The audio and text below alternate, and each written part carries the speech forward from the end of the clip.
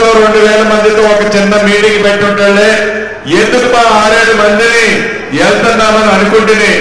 కానీ ఈ సభ చూసిన తర్వాత నా భూతో నా భవిష్యత్తు అనే విధంగా అద్భుతంగా రాష్ట్ర ప్రభుత్వం, ప్రజల ప్రభుత్వం, ప్రజలు అనుకునే ప్రభుత్వం, ప్రజలు కోరుకునే ప్రభుత్వం పరిపాలన తీరు పట్ల మీరు చూపించిన ప్రేమ అభిమానం చూస్తుంటే ఆనాడు 10 సంవత్సరాలు పరిపాలించిన వాళ్ళకి మైండ్ బ్లాక్ అయిపోయి పిచ్చి కుక్కల నోటికి ఏ పదాలు వస్తే ఆ పదాలు వాడుతూ సంస్కారం లేకుండా సంస్కారహీనంగా మేము విదేశాల్లో చదివామని గొప్పలు చెప్పుకోవడం తప్ప సంస్కారహీనంగా పేదోడు కష్టాలు 10 సంవత్సరాల్లో పరిపాలించినప్పుడు లేని ప్రేమని వల్లమాలిన ప్రేమని వలకబోస్తూ మేము పేదోళ్ల కోసమే ఉన్నామని మళ్ళీ చెప్పాలని ప్రయత్నిస్తూ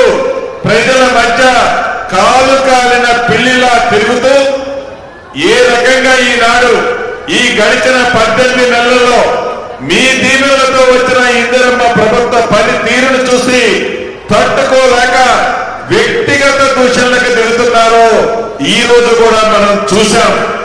మాజీ మంత్రులుగా తన పేరిన అవాకులు చవాకులు చూస్తుంటే సభ్య సమాజం తలదించుకునే విధంగా పని మాట్లాడే తీరు చూస్తుంటే చాలా బాధ అనిపిస్తుంది.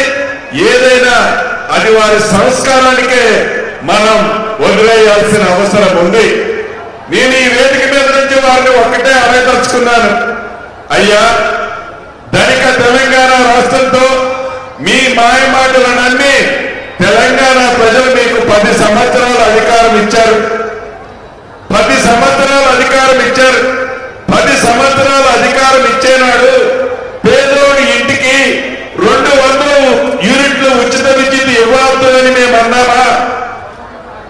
500 రూపాయలకి గ్యాస్ పొద్దు ఇవ్వద్దని మేము అన్నామా? ఆడబిడ్డలకి ఆర్టీసీ బస్సులో ఉచిత సౌకర్యం ప్రయాణం కల్పించొద్దని మేము అన్నామా?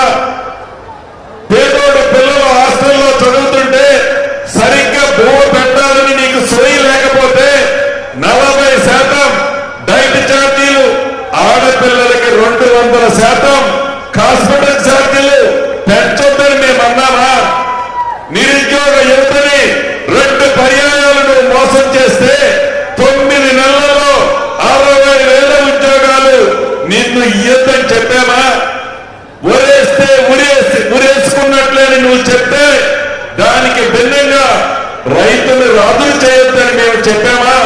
10 సంవత్సరాలలో నువ్వు చేసిన రుణమాఫీ అలా కొరా ఇస్తూ 17,000 కోట్లు ఇస్తే ఇందిరమ్మ ప్రభుత్వంలో 3 నెలలలో 21,000 కోట్లు రైతన్నకిచ్చి రైతుని రాజును చేయొద్దని మేము అన్నామా?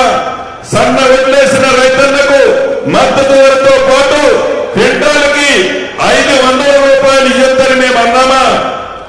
నిన్నగాక మొన్న ప్రతి పేదవాడు సన్న బియ్యం తినాలి అని సన్న బియ్యం ఇయ్యాలనే సంస్కృతి ఆలోచన 10 సంవత్సరాలలో ఏ పొద్దైనా నువ్వు సన్న బియ్యం తినేటప్పుడు కూడా నీకు ఆలోచన రాకపోతే ధనిక తెలంగాణ రాష్ట్రాన్ని అప్పులు పాలు చేస్తే 8,19,000 కోట్లు అప్పు కడుతూ పేదవాడికి ఇచ్చిన ప్రతి మాటని నిర్వర్తించాలని ఇవ్వాలని తపనతో ఈనాటి ముఖ్యమంత్రి రేవంత్ రెడ్డి గారు ఇందిరమ్మ ప్రభుత్వంలో ఇన్ని మంచి కార్యక్రమాలు చేస్తుంటే నీకు కడుపు మంట ఎందుకయ్యా? 10 సంవత్సరాలలో ఏనాడైనా కనీసం పేదవాడికి ఒక తెల్ల రేషన్ కార్డు ఇవ్వాలనే ఆలోచన కూడా నీకు రాకపోయా? ఎప్పుడు ఎన్నికలు వచ్చినా బొమ్మలు చూపించేవాడు. నీకు కొడుకుకు పెళ్ళైతే నీకు కొడుకు కోడలు ఏ గదిలో పడుకుంటారు? నీ బిడ్డకు పెళ్ళైతే అల్లుడు నీ ఇంటికి వస్తే అల్లుడు బిడ్డ ఏ గదిలో పడుకుంటారు? నీ మేకనేడు కట్టేస్తావు, నీ ఆవునేడు కట్టేస్తావు, చివరికి నీ కోళ్ళను కట్టేస్తావు. వాటిని కనీసం 10 సంవత్సరాలలో పేదోడి చిన్న కోరిక గుడిసె ఇళ్లు కట్టుకోవాలని కనీసం ఆ కోరికను కూడా ఏ రోజు నెరవేర్చకపోతే ఈ పేదోడి ప్రభుత్వం ఇందిరమ్మ ప్రభుత్వం అంటేనే ఇందిరమ్మ ఇల్లు, ఇందిరమ్మ ఇల్లు అంటేనే ఇందిరమ్మ ప్రభుత్వం. గౌరవ ముఖ్యమంత్రి రేవంత్ రెడ్డి గారు, ఉప ముఖ్యమంత్రి భట్టి గారు, కేబినెట్ మంత్రులు ఏది ఏమైనా సరే పేదవాడి చిరకాల కోరిక ఇందిరమ్మ ప్రభుత్వం అంటేనే ఇందిరమ్మ ఇల్లు కాబట్టి మొదటి విడత 4,50,000 ఇస్తాము.